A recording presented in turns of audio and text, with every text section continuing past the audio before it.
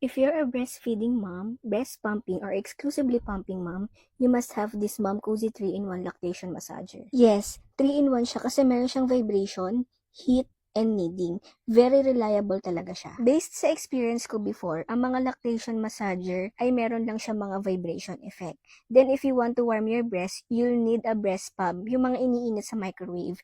Then nagkaroon ng mga lactation massager na may vibration and heat feature. Then now, si Mom Cozy nag-release nitong 3-in-1 lactation massager, which is kailangan na kailangan natin mga breastfeeding, breast pumping, and exclusively pumping mom. Yung massage ball control niya is low speed, medium, and high speed. For heat control, low for 1 dot, 37 degrees Celsius, medium for 2 dots, 41 degrees Celsius, and high heat, 3 dots, for 45 degrees Celsius. And meron siyang 6 vibration patterns. As a lactating mom, sobrang helpful talaga na magkaroon tayo ng ganitong klaseng lactation massager since prone tayo sa clogged ducts. And para maiwasan din natin magkaroon tayo ng mastitis. Kaya if you want to get your 3-in-1 lactation massager from Mom Cozy, available to in color red and green.